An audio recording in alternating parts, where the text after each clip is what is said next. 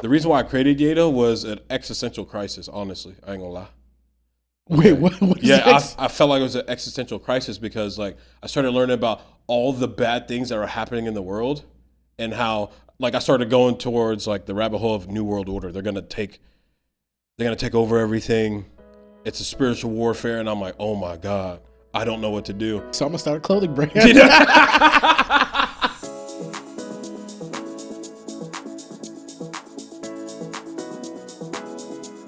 My guest today on the Jazari Kual show is someone who embodies resilience, creativity, and community impact. Tut Kailech is an entrepreneur, the founder of Yedo, and a community builder who's making waves in Nebraska and beyond.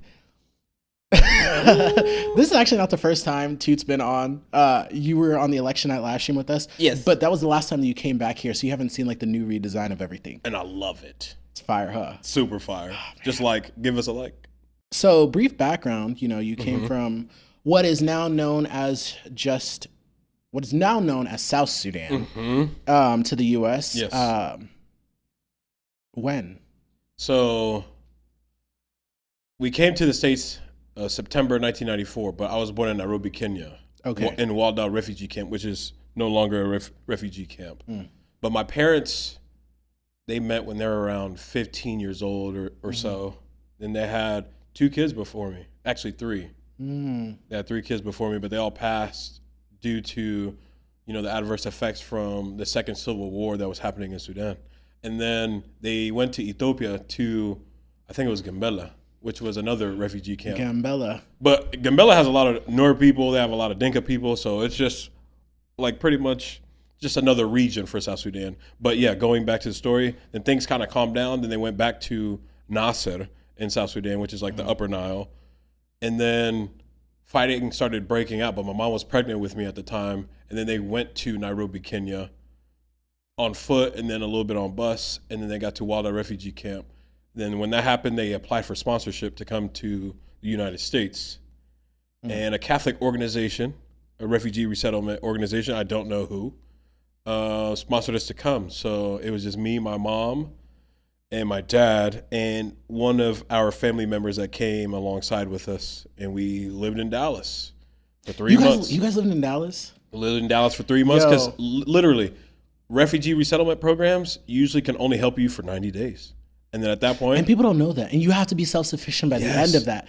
And another thing is you have to pay back the money that was used to fly. I didn't know that either. You didn't know that either? I just learned that several months ago, last year actually. But this is how small the world is. My brother-in-law knew you guys. Whoa. Remember at the YPG Awards? Yeah. So my oldest sister's husband knew you, and apparently he used to give you candy when you were a kid in the refugee camp. Yes, bro. That's how I survived, bro. Just candy. That's wild. And that was like maybe not years, but a few years before he came to the U.S. and like met my family and married my sister and everything like that. And here we all are in Lincoln, Nebraska. Bro, it's crazy. We all end up finding each other again. But ain't that wild? It's all of them that have led to me getting so many cavities in my life. Yeah. I had 11 cavities in high school. I brush my teeth every day. I wouldn't brush it at night, but just me too. Constantly. And next thing you know, got 2 teeth taken out. Now I'm about to get a bridge. But other than that, then we moved to Dallas and we went to Nashville. Nashville. Okay, I know a lot of people seem to have passed by Nashville, Tennessee. Yeah, Nashville, Tennessee. There's a good amount of Sudanese people just in Tennessee in general. Then we went to San Diego, which there's a lot of Sudanese people out there. Then we stayed out there for a couple of years. Then we went back to Tennessee, Gallatin, Tennessee, 30,000 people. But there was a lot of our tribe people out there. And then we came to Lincoln in 2005. So just been running around. 7th grade we came here the second half of my 6th grade year. And they told me I was going to Color Middle School. I said, that's racist. They're like, no, honey, it's Charles Culler, Culler. And I was like, okay, cool. And that's the first time I saw a whole bunch of groups of different people. Did you say it was the colored middle school? Yeah, that's why I was like, you're going to Color Middle School. I was like, dang. That's no way. And now we're here. You know who used to bully me in high school? Who? You. Talk about it. We're in a therapy session. It wasn't even that bad. I mean, like, I think you just liked to. It was never like anything crazy. Okay, cool. There was one time you tried to like. I don't know, make me flinch or something like that. Oh, And I did that a lot. Ran up the stairs, and I think it was like the athletic director, or like a coach or someone was like, "Dude, stop!" I apologize. I was young, immature, dumb. I think I would do dumb things like that. I would gleek on people. In middle school, we got sent home because we were tabletopping people at recess. Wait, hold on. Like so, some person would get on their knees right behind a person. They would, like, the person in front of them wouldn't know, and then somebody would just come and push them. So they just get tabletopped over. We did that to like 40 people. One person got really hurt. Rough. Oh my gosh. That's what happens when you have no way of exerting anger. Yeah. And then, I'm sorry. No, it's cool. I think it was all in good fun when I thought about it, but I'm like, damn, I probably made a lot of people upset. But it was never like, I hated you. Yeah. I just wanted to get you, give you two. Oh, no, man. Yeah. That never crossed my mind. And I was in the same grade as your sister, which I was cool friends with. Yeah. Yeah, I love her. She's real cool. I used to do that to Yasir too. Yasir's my buddy. I remember I used to like just give him nuggies just on the head. I know he hated me, but I love that boy. Anyways. Yeah. Shout out Yasir. All right. This is like a different like icebreaker thing that I've done, even though all that was the icebreaker, So before we get into all like the deep stuff I want to talk about, I'm going to throw out some categories and you tell me the first time you did it and the worst time you did it. Oh, okay. Okay. So first job and worst job. First job. Detasseling doesn't count, right? Yeah, that does. They had you get in them cornfields. Oh my God. My mom was like, you can make money, blah, blah, blah. But I would say detasseling was my first job. What's been my worst job? Detasseling. I never did that. Yeah, I did it for 2 years in a row. And then there was this one morning, it was cold and it was wet. I went through half of my row. I said, I freaking quit. And I looked at the bus and so many other people quit at the same day. So we were like just chilling for another 6 hours in the bus. Just waiting to go home. Yes, bro. That's crazy. But it's a character builder. I never detasseled. Yeah. Just be thankful. My brother did, though. First hustle and worst business idea. First hustle, selling candy and snacks at Color. And then like with the jacket, like the kids, you see in the Nickelodeon shows, yeah, you pull it up, you got rows and rows of everything. No, I did do that, but I did have a whole bunch of candy and chips. That's mostly what I had. And then mom would buy a big old box, and I would just take a couple more, put in my bag, and I would just go buy candy with some of the money that I had, and then I would just try and flip it at school. Then you said my least favorite hustle. Yeah, your worst business idea. I think I didn't even do it, but I was creating sport clothing for Yato. I was like, nah. For who? For Yato. Instead of just like more of just like leisure, just wearing it around, just like thinking about going to the athletic side. Yeah, I was like, nah, let's not do that. But y'all have like tracksuits and stuff, right? Yeah, that's what. After that, I was like, oh, let's start going down this route, and then I was like, nah, bro. It's because it's a lifestyle brand, and I think like, being active, okay, that's part of a lifestyle brand. But I was like, bro, I'm not trying to do all that. Yeah, that can be a lot. First fashion purchase and worst fashion mistake. Ooh, Let me rephrase this. So I would say like I really got into fashion after I got out of high school and was able to kind of like buy my own stuff and like know what's out there. Yes. So I guess the best, what would you say was like the first fit that you remember getting where you it was all me. Yeah. It was definitely out of high school when I worked at JCPenney and I had a discount. And that, I thought it was dripped out. And then I looked at photos because I put it on my profile pic a long time ago. Trash. What was I doing, bro? What was I doing? And then best, right? Yeah. That's tough. Best? Because I feel like you always look good. You good looking right now. Bro, I think I'm traumatized from third grade. This girl named Tamara Fulton in Gallatin, Tennessee. She said, "That's how you know you'll never forget somebody's name." If you remember, we were in the Tamara Fulton. We were in the gymnasium. There was a pep rally. She said, "Why do you never match?" And that destroyed me for life. Everything that I do, whether I'm just chilling at home, I got to match. just from that. No way. But yeah, going back to my best outfit, I think that's tough though. I really don't. That'd be hard for me to because how would you answer that? I don't know. I pulled together some amazing looks. Yeah. And then I got into like kind of like customizing and making my own like African outfits. Yeah, when you went to the Webby? When I went to the Webby Awards. I thought that was fire, bro. And then your witch's wedding in South Dakota. Yeah. See, I don't know what. Oh, be careful with the drink on the side. You can just put it down here on the rack. Okay, bet. But yeah, no, I wouldn't know. I put together some like fire outfits, and you're just like, whoa. So you know that time when you put on a good fit and then like you end up not doing anything the rest of the night. Yeah. I hate that feeling because I'm like, damn. I look good. This is about to be a movie. Yeah. My life is about to turn into a rom-com. Like, and then nothing. Yeah, and then you just end up staying in the house. I hate that. Spent all this money. But now I like it. I like being home. Same. People be like, hey, you trying to do this? Nah, not really.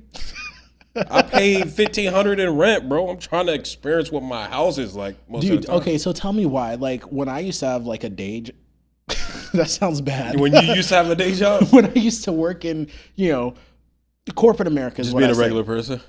I had regular 9 to 5. Yeah. Wake up, go to work, come back at 4 or 5 o'clock. Yeah. And then on the weekends too, I would sleep in. But like when COVID happened and we were working from home, and it would be like 10 a.m., 11 a.m., 12 a.m. And I'm like, this is what the inside of my home looks like? Yeah. Let me change this up a little bit. I'm just like, wow, this is nice, you know? Like, why don't you enjoy it, you know? Exactly. I get up and I'm like, bro, I've literally curated this space for me to enjoy. Exactly. And like whenever I go out with the homies, I get excited for like the first hour, and then I'm like, damn, I can't wait to go home. Right. Like I appreciate y'all. I love being with y'all and spending time, but I'm also like, I just want to be home. Yeah. That's how you know you're getting older. Yeah. It's scary, man. So, what do you remember about your early childhood? What do I remember about my early childhood? I mean, you kind of like briefly went over it earlier. Yeah, what do I remember? I think it was, if I can categorize it, it would just being I was forced to be an adult sooner than I should have. Yeah, you were forced to grow up quickly. Yeah, so it was a lot of obligations that a lot of the peers that I had at the time didn't have to go through. So it's like mom needs a job or dad needs a job and I need to help fill out their application. Bro, I'm in 6th grade. I don't know what any of this means, but I know what it says, you know? Right. And then I remember, just having to be the role model at home or the parent at home when my parents would be at work. Yeah. Did you have to like read your parents' mail to them and everything? Oh, 100%. Too? I used to do that from my mom, yeah. And that, I'm like, dang. And then that's when you start to notice like, oh, damn.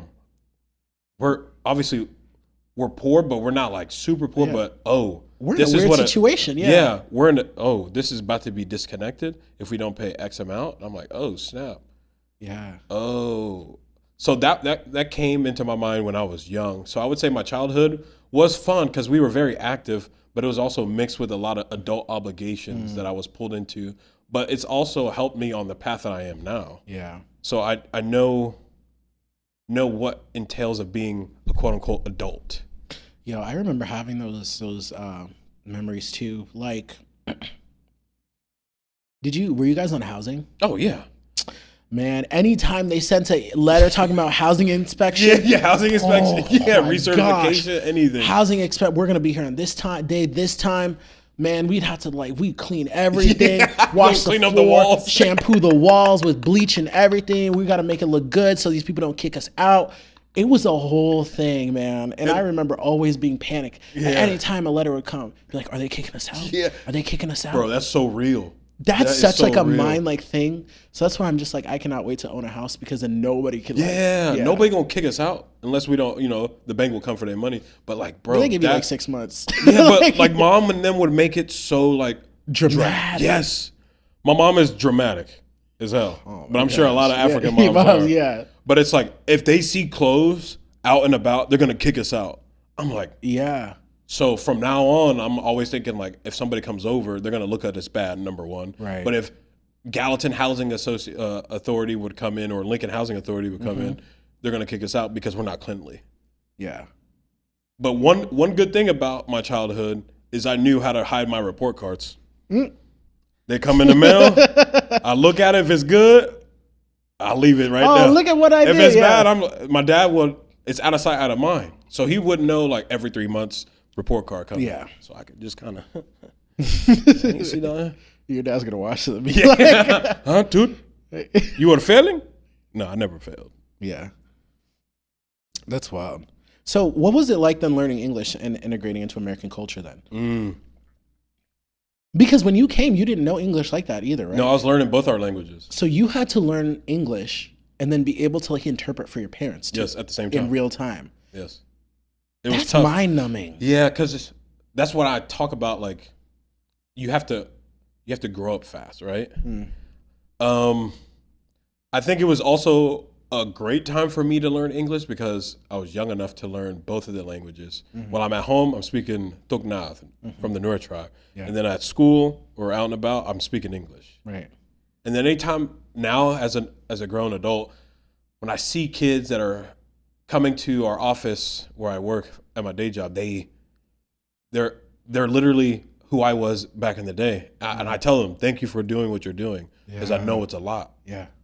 And like, if they have questions about housing, I'm like, I don't think the kid is going to understand what I'm saying. Because what do they know about a mortgage? Right. What do they know about credit score? They don't know about those things. So I would say it was beneficial in the long run, but at the same time, it's tough because when you're at home, you don't want to forget the language. But most of the time that I spend is going to be out and about. So I'm learning English a lot more than I am learning my own language. Right. And then kids nowadays, it's 100% English because parents, a lot of parents know English now. Yeah. But then you go to other Sudanese parents' house and they're like, you forgot the language. So they're like shaming kids. I'm like, well, you should take responsibility as well because you didn't do the due diligence to teach your kid the language too. For sure. So it's not just the kid's fault. Yeah. You got to help them. One thing I wish I was able to do is speak the Dinka language. Yeah, because it's so similar to Nuer, bro. Yeah. It's like, weren't they like brothers at some point Yes, and they bro. kind of just like split? Yeah. Yes. We have the same forefathers, grandparents. Then a dispute happened because of cattle, obviously. Who was supposed to get the older cow, who was supposed to get the younger cow, because the younger cow will be able to reproduce, and the older cow will give you stability. And then a lot of miscommunication happened between both of them. Yeah. They created their own kind of family, ended up being a tribe.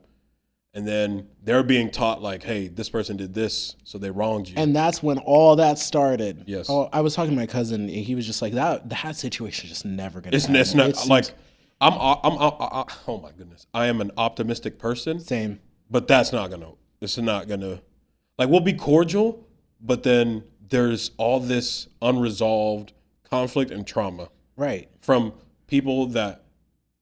It's like grudges being held on. Yes. Like, we'll be cordial, but I remember that. Yes. Like, yeah. If you slip up, I'm bringing this up. Yeah.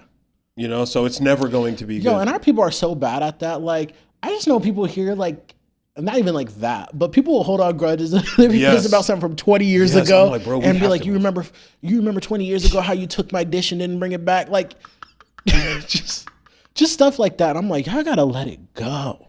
Yeah, but I think it's also from their unresolved trauma. Yeah. So we're being raised by people that have been through traumatic experiences. Yeah. And so a lot of the times, my mom told me, she was like, actually, I don't know if I should share that, but discipline was different for a lot of different cultures. For ours, it's very disciplinary. But she was like saying like, sometimes anger gets taken out on the kids, because these parents, they're having to learn English, they're having to learn a different lifestyle, and they're just frustrated because they don't have much help, right? Yeah. And everybody's in the same position, so it's hard to give somebody some advice when you're all in the same. Right. So it's like everybody's upset, mad, and throughout life, it's hard to build a relationship. And the wild thing about like South Sudanese people, it's like I feel like our people never learned how to appropriately express that frustration in like a healthy way. No, they don't know that method of communication. Yeah. Sad. It is very sad. And I'm glad now that the older kids that came to America are starting to become psychiatrists for folks who speak our languages and are from our culture. Like, rest in peace to Sibit Wu. His dad is a psychiatrist, and he's helping a lot of Sudanese parents and youth process trauma. Yes, and stuff. Yeah, because there's a lot of trauma.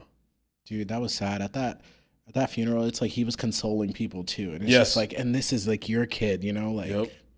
It's like an ongoing cycle.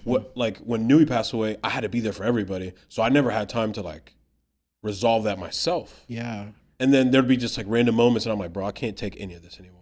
Yeah. I'm about to break down, and I do break down. I'm like, I don't need to be so hard on myself. I don't need to have it all like together. I lost my brother, you know? Right, yeah. And that's okay.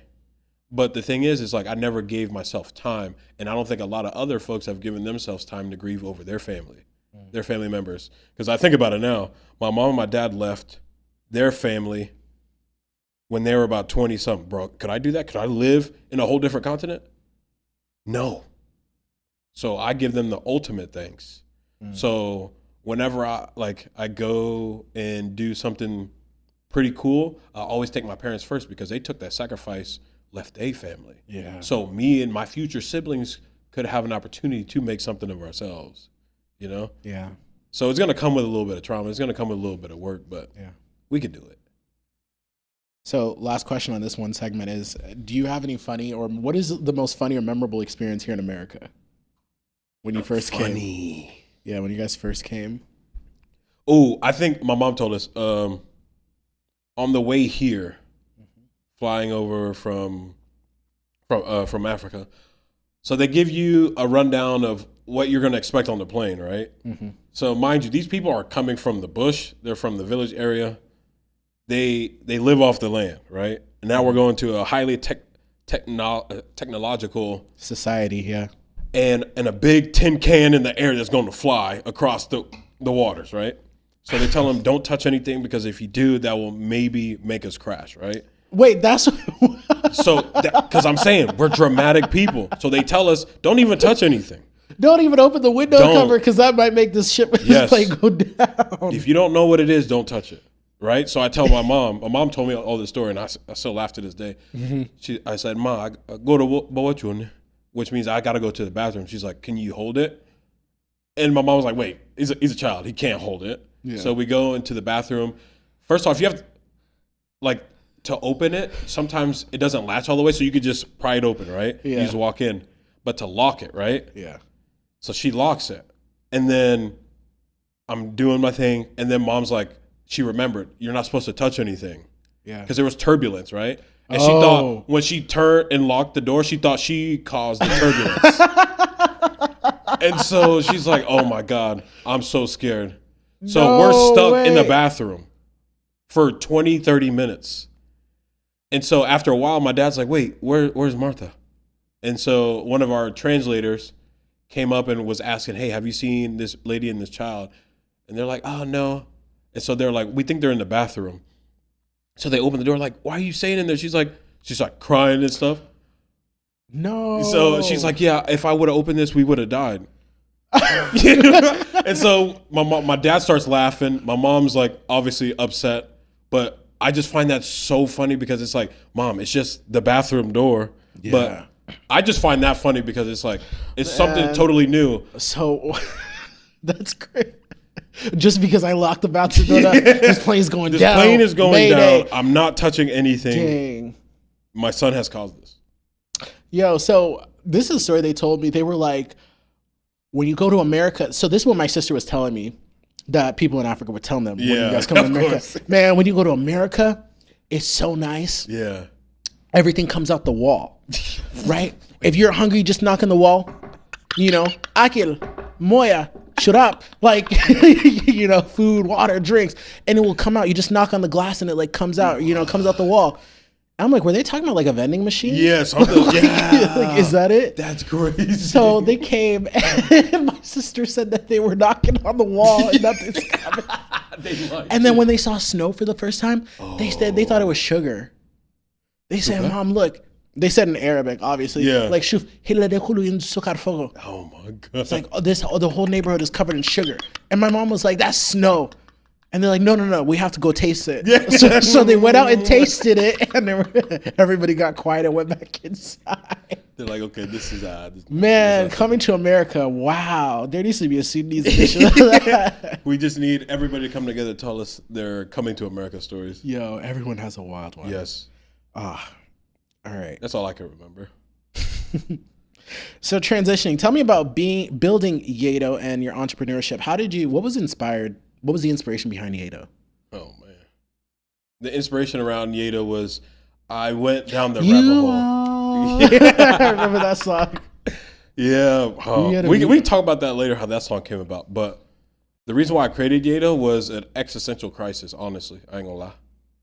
Okay. Wait, what is this? I felt like it was an existential crisis because like I started learning about all the bad things that are happening in the world and how like I started going towards like the rabbit hole of New World Order. They're gonna take over everything.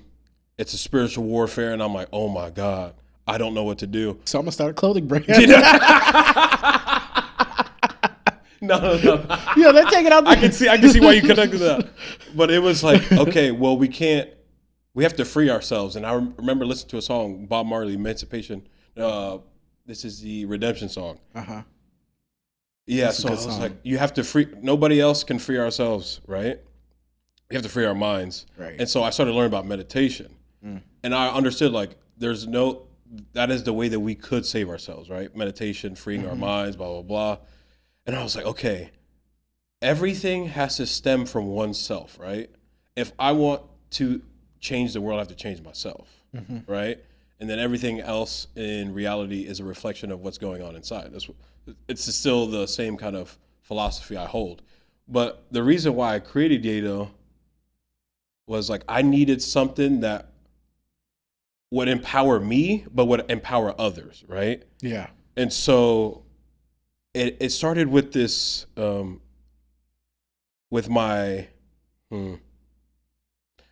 started with this inclination I had of creating something. And it all started with music, right? So music, I was like, okay, I can speak my message. How can I empower and inspire people to make changes within themselves? So I was like, oh, music transcends all barriers. Yeah, let me do that. And so I heard myself on a mic one time. I said, hold on. I'm going to need to do something in here. Yeah, I sound nice. Yeah, I was like, oh. Because I was warming up the mic for Curtis Beard. Shout out CB. And I was like, he's not here. Let me go warm up the mic. And I said, oh, this is how I sound? This is how I sound? So that led to me making music. And throughout that time, I tried to figure out ways to make money. As we all do. Yes, yeah. Welcome to the club. Right. But I understood that most people ain't buying CDs anymore. I see a lot of underground folks, underground artists trying to create some sort of physical, tangible product that people can have. And I was like, oh, this is a perfect chance for me to start something, whether it be a label. And the label ended up being Yedo. And I was like, I need to come up with an acronym because acronyms are fire. I've always believed that. Right. And it would connect back to my whole mission of how can I empower people to then wake up to the fact that they have the power to change themselves in order to change the world. And I came up with Yedo, and then next thing you know, I had one shirt, and I have in my room, I always have it up. It just had peace, love, and music icons on it. And on the back, it had the logo of the guy with the wings. And that symbolizes every single person. Everybody came here to add a piece to the world. And on the chest, it's like it's not a cross, but it's on the ambulance, right? And I put on the chest because everybody needs to help themselves first. So at that point, you can then help others. And then the feathers on there is every lesson that you learn, right? And you learn from and overcome becomes a feather on your back. So then you start to understand how you can move around reality a lot smoother. So that's how Yedo came about. And the next thing you know, people are like, hey, how can I get this t-shirt? And I'm like, well, in my head, I'm like, I need to garner more attention for it. So I was like, we ain't got it. We ain't got it yet. I'll let you know if we do come out with it, right? Yeah. Which I knew that we were. And the next thing you know, I made the box logo tee. And then that ended up allowing me to then funnel my recording and whatnot. But the recording started to slow down and the clothing started to take a lot more precedent. Yeah. So just... Do you want to get back into music? I think I write still to this day, but it's like I need to put my eggs in a basket. I need to put all my eggs in a basket. I don't do that. I am here, there, and everywhere. I don't, like somebody told me once, like you should just focus on one thing, and I'm like, that's literally impossible. Yeah, I don't focus on one thing either. But music, it takes a lot. You have to be in a creative space rather than like I can turn on the camera, I can have a couple things to say, and then just put it out. Right. With music, I got to think about what is the theme of the song, the chorus, the bridge. Who should I have on here? That. I keep telling him that I want to make a. You want to be a DJ Khaled? We'll make a song. I'm down with it. It'll be great. It's crazy. I will write when somebody asks me to write versus me writing. Do you know, like, another cool thing too is like if you came in and somebody was like, "Hey, I want you to hop on this song," and like everything's already sorted out, the melody, this, and that. I'm like, that's it. Oh, man, I can. Yeah, I can write to this, and that makes it's a lot easier. There's less restriction there. Yeah, and a lot less friction. Yeah, I want to make a fire banger for the summer. See, yeah, and like you are, bro. I remember that song when I created it. I did not like it. I don't know why I didn't like it because it was almost too preachy. But then I was like, I look back, I'm like, bro, this song I'm gonna sing forever. Yeah, that's some I could sing it stuff, to a lot of different audiences, whether it's kids, people my age, older folks. Yeah. And I was like, oh, this is very empowering song. Yeah, it transcends like age groups. Yes, and I was like, bro, you are. I try and tell people, bro. A lot of people feel like when you are confident about yourself, people think it's like bragging, but it's really not because it's not the norm. People don't feel not highly about themselves or just even content with themselves. They always see themselves lower than somebody else, but we shouldn't feel that way. Yeah, cut yourself short. Yeah. Yeah. And it's like, if you do that, you can't bring your gifts to the world. Right. Because what I always like to do, I like to energize people. Because I like to energize people because I have a lot. Yeah, but I understand like in the long term, I want you to be the best you that you can because there's something that you have that is within you, whether it's a craft or some sort of message that you can bring out to the world. But I have to inspire people to do that. And I have the energy to do that. Yeah. So I'm going to do it. Whether it's through video, whether it's through audio, whether it's clothing, blah, blah, blah, blah, I'm going to do it because I feel like that's my mission. Build community, build relationships, and empower people to be their best selves. And accept all the flaws that come with it. Right. Like me and Tanya Starr were talking. She's like, yeah, we do need to understand what our weaknesses are. We should work on them a little bit, but we should put more effort into our strengths because at that point we can then multiply our strengths when we start to align with these other initiatives that are going on that align with our values and our mission, So at that point, I was like, this is my mission. I'm going to inspire people, and I'm going to do it in any means possible, whatever medium it is. Yeah. So that's what I do. I love that. That's so awesome. You are the one. You are the one. And then when people sing it, like anything I make is mostly for me. Yeah. When I put it out, that means like I'm okay with it, however anybody feels about it. Yeah. But I make it. You are content with it. Yes. Yeah. And when people are singing the song that I freaking made, and they're singing to it, it's a W. I'm telling you, when you performed at Ignite, we were there. I think Ross was with me. Yeah. Shout out Ross, Flashlights. You are. Oh man, I remember that. It was really cool to hear your story there. That was pretty impactful. I appreciate it. Yeah. Going into that, you've been doing a lot of stuff. You've been here, there, and it seems like everywhere these days. You just you were just what was it, the Virtual MC. virtual MC Yes. for the Do More Good conference. Tell me Yes. about like how you got into kind of like MCing and like becoming like low key a master of ceremonies. Oh, Because it feels like people be hitting you up, and I'm just like, okay, like yeah. I think it's because like when I talk, I don't know. When I talk, I be giving a lot of energy. yeah, Because like anytime I go, bro, I'm like, bro, I'm trying to get entertained. Instead of Yeah, like, it's yeah. cool if like you're reading a thing because like this is what they've given you, this is script, blah It's blah kinda blah. what they I'm like, want, bro, yeah. just give some pizzazz to it, right? yeah, I've seen a lot of people be an MC, and I was like, oh, I want to do that. I want to hype people up. Like literally, my whole life is about hyping people up.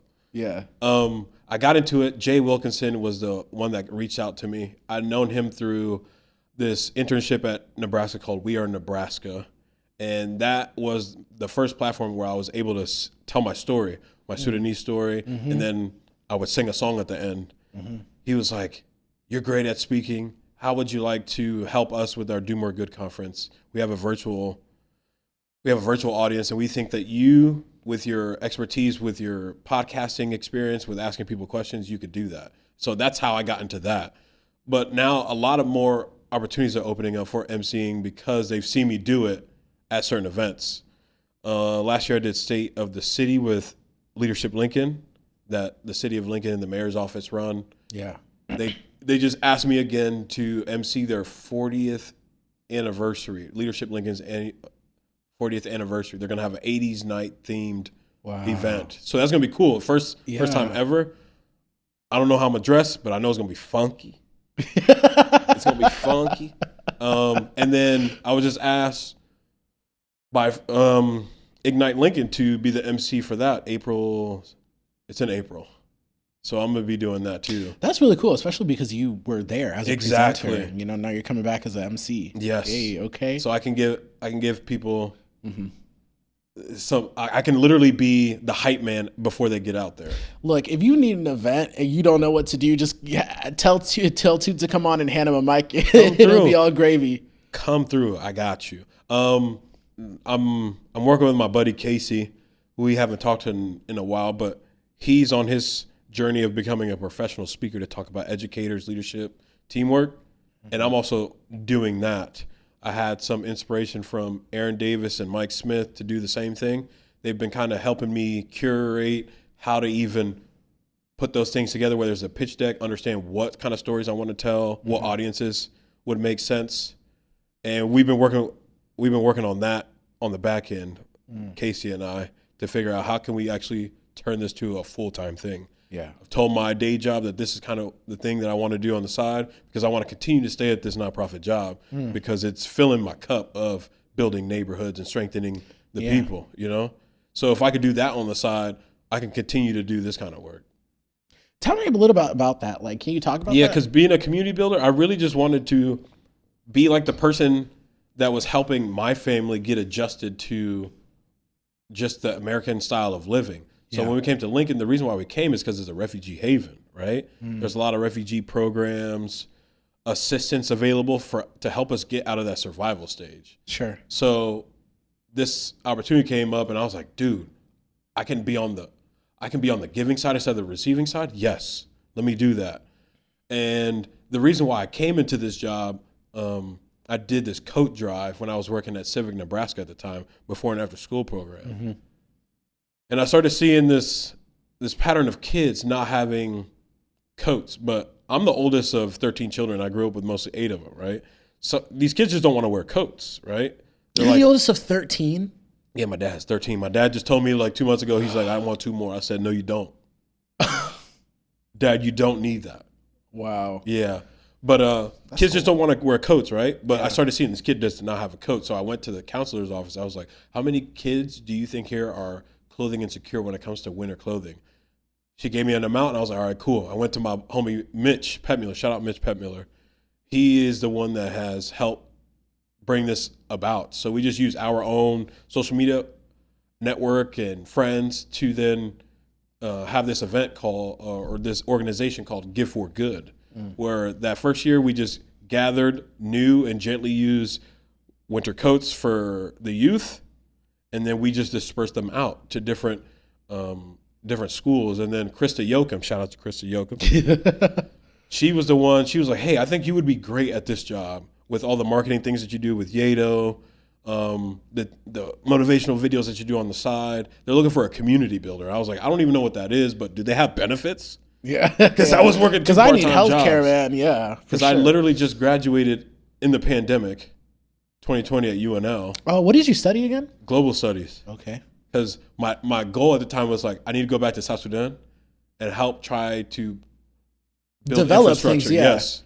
Because I'm like, oh, this country is going to be great. We're young, and a lot of the talent doesn't have a lot of the opportunities that we have here. And I know there's a lot of us here that are trying to build up our skills, so maybe we can provide something back home, right? Yeah. So that's my long-term goal.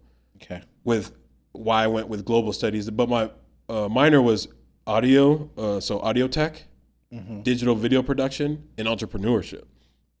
Those are things I actually wanted to do. Yeah. And so, yeah, so all of those skills that I built, they were like, you'd be a great community builder. So now I've been there for 4 years, and all I do now is literally connect people to resources, to people, to information that will allow them to make decisions for themselves, for their neighbors, for their community. And that looks different. And sometimes I'm just like, I just corral cats. Yeah. Like, hey, you're doing good work over here. This person Right. also would benefit from Let me move you over here, connect you Yes. over there. Yeah, you guys work good together. facilitating all of that, conversation and just putting on events, whether it's a community forum where we just talk about topics that people care about and are passionate about, or a community cleanup, putting up a mural, things like that. Those are things that I do as a community builder. Yeah. Okay. Well, then with that, like, how do you see young entrepreneurs and shaping the future of the cities and neighborhoods as a community builder? As a community builder, I think people don't know what's possible. And I think I try and get a lot of entrepreneurs to stay because they see a lot of other opportunities that are given to other young folks in different cities. But I'm like, bro, you could build something here though. Yeah.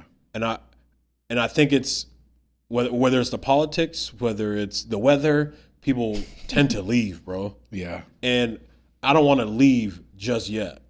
I feel like there's a lot of opportunities that we can then contribute to as young entrepreneurs. And a lot of them, I think it comes back to the community part. A lot of people don't have like a group, a community here. So when you have community, it's hard for you to leave. Yeah. So when you if have roots established. yeah. So it's like we can help build that. And then we can help build whether it's the community of tech entrepreneurs, the community of, health equity and those kinds of folks, or the young, future politicians. There is a lot of room and opportunity for those things to happen here. And I just, every time that I'm having conversations with young professionals at, whether it's like a lunch and learn at Young Professionals Network, stay here, build and be intentional with the people that you connect with and try to create something. And you don't have to do it by yourself. That's why we have a community. Right. Who's the best at this, or who's good at this? How can we bring them to the table instead of having to create our own little thing in different silos? Yeah, for sure. So that's what I have to say about that question. All right. So what's next for Tut Kailech? Ooh, what is next for me? Personally, Personally, professionally, putting a ring on it. really? Hey. That time is coming. Will she see this? Probably not. So that's why I can say that. I felt like I asked you about this several weeks ago. It's gonna happen. Yeah. This is the year. She don't know how though. Okay. She don't know how. How, when, where? Can't tell you that on here. No, I'm saying she won't know. Oh, she how, won't when, know. where? She won't know. But that I'm trying. Yeah, like I mentioned earlier, trying to get this professional speaking thing rolling. You need representation at this point. You need a Speak booking more man- about that. I'm just saying, like, you need a. I need like a manager to help connect. Yeah, shit. like, I mean, I don't know. Like, sometimes I feel like I need that. Same. I think you're right.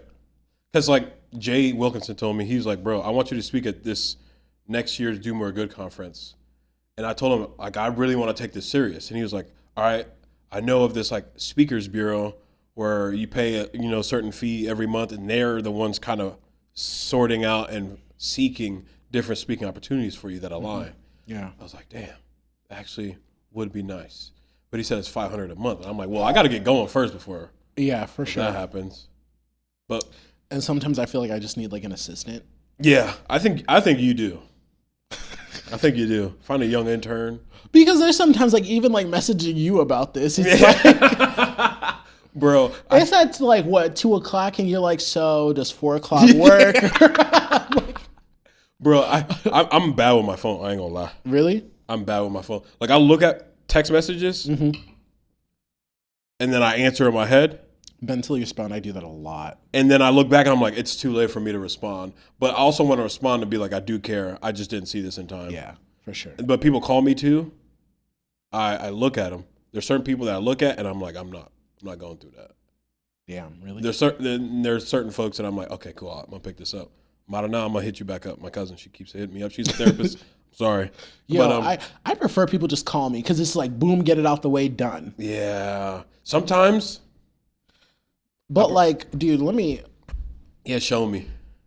I have 800 voicemails, 1,025 unread text messages. What? No. Don't. I would try and find a way to just to get the notification clear because that just gave me a whole bunch of anxiety. Did it really? Whole bunch. Because like I don't get to see the number of messages that I have unread. Yeah. I have But we ain't even past 50, bro. 91,808 unread emails. Oh, nah, cuz. Well, a lot of those are also just like, Spam. spam, like subscription stuff that just like send updates, I do the inbox zero method. Or you just delete it all. No, I archive most of it. So I have 3 categories: follow up, waiting, or read through. Yeah. Follow up is like something I need to do right away. Yeah. I put it in the folder and it gets archived. Waiting, I sent something to somebody, now I'm just waiting on them. And then read through is like, if somebody just gave me some FYI information, I'll put it there. Because if I have anything in my inbox, I'm like, okay, I got to do something. Yeah. So you clear out your inbox by the end of the day. Yes. I don't. Clearly, I don't. Yeah. And professionally, I would say I want to grow as more of a facilitator when it comes to community building. Yeah. And try and push NeighborWorks into more of like a consulting role for community engagement. Okay. And I think that's where we're going. Helping other organizations do authentic community building. Trying to find ways to make money for NeighborWorks. Yep. Well, you are out here. We out here, brother. You're out here. So what advice do you have for young entrepreneurs then who want to build something meaningful? And what is one message you want people to take away from your story? What is one message? And also the question before. The human spirit is the most powerful force on the planet. The things that you have endured and what made you who you are today, make peace with it. Try and I needed to hear that. Yeah, try. I needed that. Try to understand what are your strengths, right? Understand what are your gifts of your mind, gifts of your hands, just gifts in general, and see how you can apply that. A lot of the times we get stuck up here and we sabotage ourselves. And I think it's just part of the human condition, right? Believe in yourself. But action precedes clarity. You have to do things in order for things to make sense and be clear in the future. But you can't know that unless you start. That's been my message almost every week. There's at least a video that I make that it's like, bro, just get started. It doesn't have to be a finished product. If you just start with one step, you're going to be like, oh, I need to do another step. And the next thing you know, it snowballs, and then you're actually doing the thing that you're doing. I do that at home all the time. If my kitchen needs to be cleaned out, I'm going to wash one dish. Yeah. I'm going to move one thing over here. And then I'm like, steps. Like. Then at that point, I'm like, okay, cool. I might as well just do this. Yeah. And before you know it, like things get moving along. Yes. You know? And I'm like kind of that mentality where I'll like start something, but then like run this and do something else. Yes. You know what I mean? Like what I feel like that's how it is like with my editing process. Like too, like when I edit videos and things, like I have one already started, another one. Oh, damn. You do multiple projects at a time? Yeah, I'll do like multiple videos at a time. Whoa. Where I'm just like, okay, I need a break from this. I'm like, okay, today I'm going to pull this one up and do that. Shout out to you, bro. And it's also like deadline, like, okay. And when I like, well, not even that, but like when I lock in, as you saw from that I was post, like, I slept 2.5 hours in like 24 hours. because like I get in such this like tunnel zone. Like Yes. when I sit down, sometimes it's like, gosh, I don't want to do this. Yeah. But like once I open it up and log in, and if everything is going smoothly, Yeah, I'm gonna keep going. I will sit there Yeah. for hours I totally and understand hours and now. hours. Like, Now I see why you only slept, because it's like I'm in that zone. yeah, I got the energy to do it. I don't Yeah. always have this. I'm gonna go do it. and I like change scenery too. Like I'll start here, then like end up at the mill, and then I'll end up on my couch, That's and good, then I'll though. end up on my dining table, then I'll end up in bed, and then like literally that was what happened that day. I was editing in bed. I'm like, okay, hit save, close the computer, pass out. Yeah. Wake up, open the computer, Here we go again. Yeah. Yep. You just needed a little restart, a little Right. refresh. a little, you know. But yeah, I think I forgot. I don't know if I answered the first part of that question though. What advice do you have for young entrepreneurs who want to build something I told meaningful? them that. A lot of the times, what you deem as not valuable is actually valuable. You just don't know who it will connect to. A lot of people, like, we forget that we're kind of similar beings, bro. We all kind of go through something similar. Like, whether you came from a separated household, you went through divorce, and it's kind of, made your development a little bit different. There's a lot of people that can benefit from that story. Like, when I tell my story, people feel like, oh, you had a really rough. I'm like, so did you. My story was just a little different. But I don't want people to shun their story from not coming out because they don't think it's worthy. Whatever idea that comes to your mind, it came to your mind and nobody else's at that time. And that idea wants you to bring it to life. So please bring it to life instead of going to the cemetery or even on your deathbed and being like, I could have done that. I don't ever want to be like, damn, I should have done this. Yeah.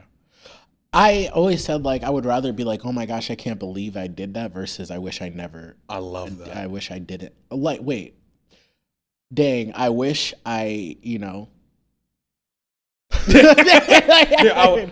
I can't believe I did that versus I wish I would have done that. Exactly. Yeah. I would rather be that way. Yeah. Like, dang, bro, you remember when we did this and look where we at now. Yeah. Those are the kinds of stories that I want. And I want people to also understand that the chapter that you're in right now doesn't mean that that's the whole book. You might be going through a lot of things right now. Yeah. But guess what? There's a light at the end of the tunnel. Mm-hmm. But the thing is, you're a resilient being. You forgot what the struggles that you had 2 years ago. But look at you right now. A lot of people get discouraged about all the things that is going on right now. And it's a valid point. But the thing is, you can get through it. Right. A lot of us feel kind of isolated, right? Mm-hmm. There's a loneliness epidemic right now. Oh, absolutely. Right? Yeah, for sure. So that's why I'm like, we need to build community. We have to be uncomfortable a little bit to feel comfortable in the future. We're going to have to do things that kind of get us out of our comfort zone. But I'm telling you, all in the end will make sense. But don't hang your head low because of what you're going through right now. Right. Beautifully said. All right. Rapid fire. Ready? Let's go. 10 for Tut. Okay. I love it. I don't make it rapid. I always say this, I do this rapid fire round. Always turns into like the longest Nebraska. It's never rapid. It's never rapid. What is a song that instantly hypes you up? A song? Yes. That instantly hypes me up. Yeah. Where you hear, you're just like, I could run through a brick wall like I'm on platform 9 3/4. I don't know why. Uh-huh. But it's by Black Sheriff. The song is called Kwaku the Traveler. I learned about this song late, but just look it up. That's the song. And then I have a second song. I already forgot it. What's the song that gets me hyped up? How do you Ambition, Wale. Okay. Yeah. Awesome. One fashion trend you will never participate in. Ooh, that's a great question. What's the fashion? A shiesty. I will never put on a shiesty mask. What is a shiesty? It just cut out on the eye. So it's pretty much a ski mask. But Pooh Shiesty is a rapper who made it kind of famous again. Next thing you know, kids are all wearing it, Oh my gosh. I'll never put on a shiesty. All right. Who's your dream celebrity to see wearing Yato? Ooh. I'm glad somebody asked me that question. This is tough. This is tough. Because it relates with his message. I would say John Cena, bro. John Cena has inspired a lot of people. Okay. John Cena. John Cena. Tag him. John Cena. John Cena. We'll send you some Yato merch. Well, you don't have to be like a triple XL how big he is. Yeah. Favorite guilty pleasure food? Chips. Any kind of chips, bro. Doritos? Bro. Don't get me started on my favorite chips, bro. Doritos. Spicy sweet chili. There used to be this habanero one that's discontinued. But chips are my guilty pleasure. Okay. If you had to live in another country for a year, where would it be? What would it be? I really love the mountains. Okay. Kenya. Mount Kilimanjaro. Mount Kilimanjaro. I have a lot of cousins that live in Nairobi, and Nairobi is becoming a tech place too. Nairobi is like popping off. Yes. Nairobi. I The second city I was going to say was going to Switzerland. I was going to say, so Swiss mountains. Yes, bro. Wow. But I have to say the motherland first. Yeah. Yeah. I could see myself in Lesotho. Lesotho.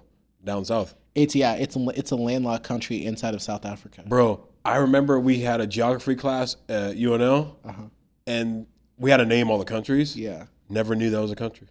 It's actually called the Kingdom of Lesotho. The kingdom, so it's a monarchy? Yes, yeah, they have a king and everything. That's dope. Mm-hmm. Probably the size of Nebraska. It's so smaller, but it's beautiful. It's gorgeous. A lot of people like discount like African countries. And I'm like, dude, if you really think that like Africa people live in like huts with no running water, electricity, bro. Like look up, like let me just insert some clips or photos right here, right now while I'm saying this so you can see Nairobi, Kenya. Johannesburg, South Africa. Lagos. There's a show on Netflix called Young, Famous, and African. Yeah. Have you heard of it? I haven't. So it's like a reality show that follows like these like African celebrities in South Africa. Wow. And there's like this really like they all live in like this one spot. Mm-hmm. And they were like, this is like the richest quarter mile in South Africa. And one was like, no weak bitch lives here.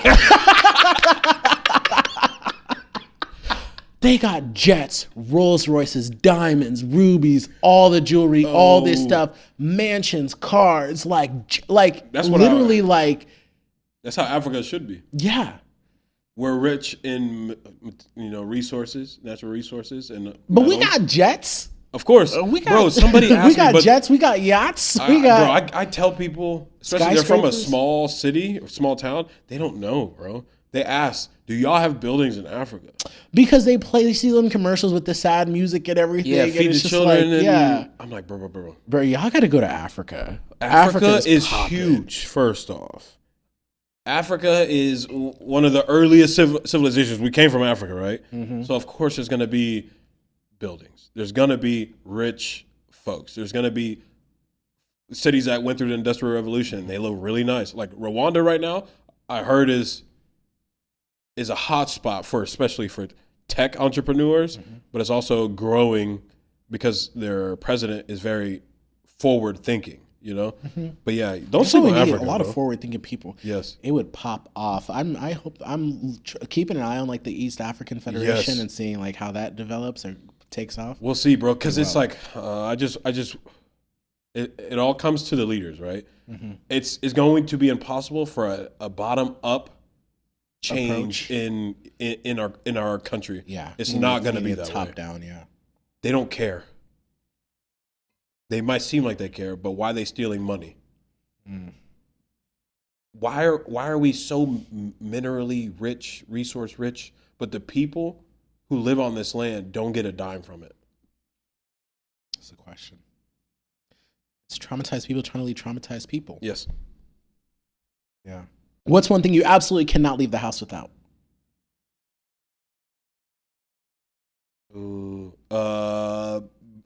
Battery pack. Really? A battery pack. I'm always scared I'm gonna be stranded somewhere. Damn. I always think about the worst case. Yeah. If I have no way to communicate, I'm probably right. Like I'll find a way, but I feel like I'm about to be dead. Like, no cap. Which makes you wonder, like, how were we out here living? Yeah, that's what I'm saying. Years ago, like when I was 11, 10, like just roaming through the streets, I know my mom tripping. She don't know where I am. I'm on a bike 10 miles away. Yeah. Oh man! I remember the one time my dad caught me on the other side of Gallatin. Bro, he gave me the look. I said, I'm about to get I shouldn't have been out here, and he caught me. He saw you? He saw me. He said, "What, young? Go home." I said, "Oh shit!" All the homies looked at me. They said, "Oh," and I was like mad because I was like, "Y'all the ones made me come out here." Yeah, y'all set me up For real. Who's the funniest person you know? Funniest person I know.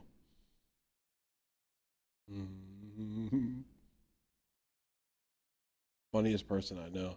My homie Justin Lomison. Okay. He has a very distinct humor.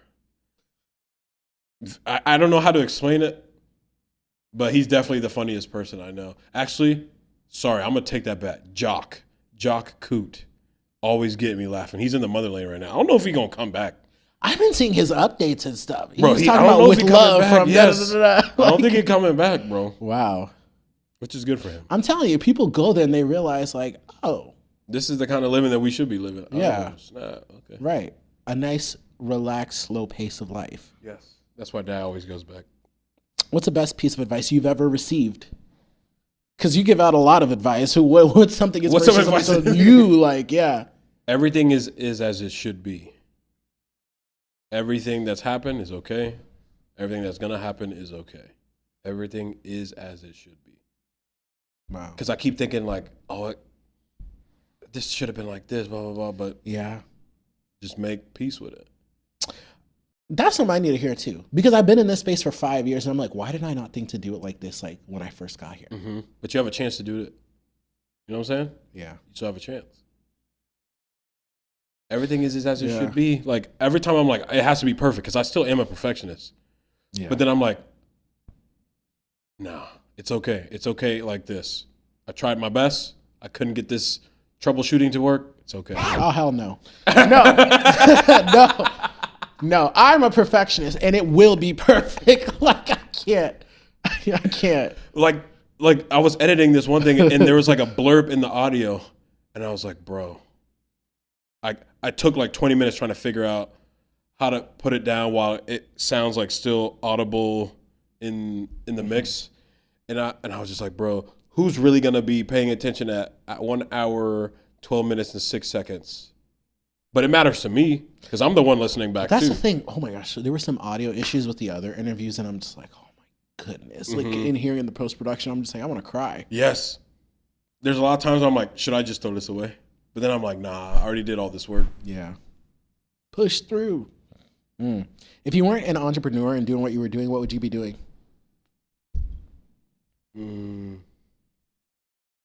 If my immigration stuff was clear and whatnot right after high school, I think I'd be a professional athlete. Really? No cap. What kind of like sport? Football Okay. or track. I wasn't too big of a hooper, but track is what got me so many letters. I had a scholarship. It was like an 80% scholarship to go to University of San Francisco to do jumps. What happened? Mom said no. Too far? You don't know nobody there? No. I couldn't even gone anyways because my my immigration stuff. Oh my gosh. But I would definitely be an athlete and then do something with like the youth, developing youth. That's what I would be doing. Okay. I can still do that, You still could. developing youth. Not be a track star. Yeah, like, hey, Yeah. you could do it. I couldn't. You could do it. And lastly, if you had a word, if you could describe yourself in one word, what would it be?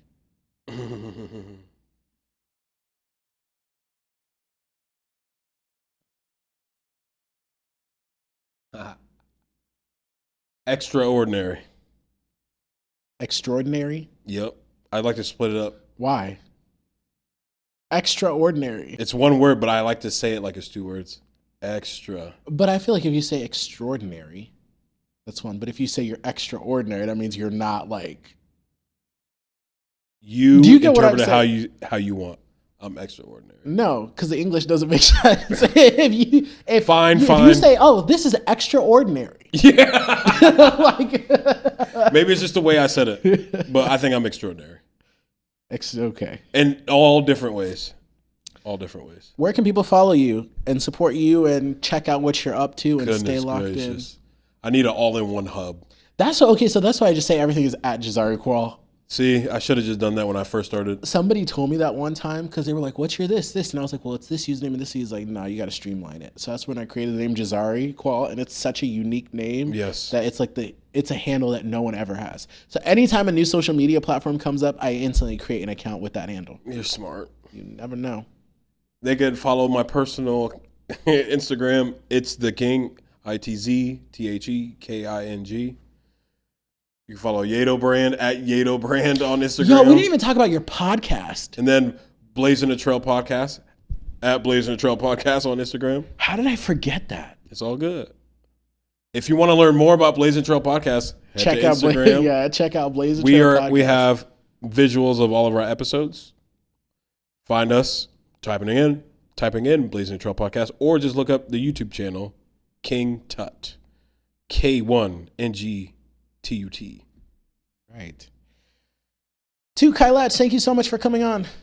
Thank you so much for having me. Yeah. Appreciate you. We got to do a cheers. Hold on. Right here, yeah.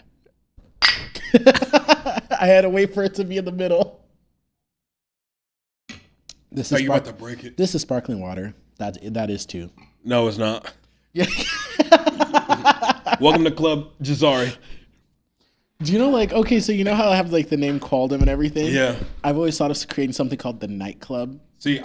Like with nights and stuff, you know? I've always thought about like Blazing Trail being kind of laid back, and like I didn't want to create another show to be having like a different kind of clientele or whatever. Yeah. But I'm also like I wanna talk about everything.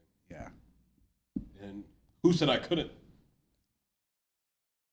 Like I could Only still you sprinkle that in. that, yeah. I think about I've been recording solo pods lately.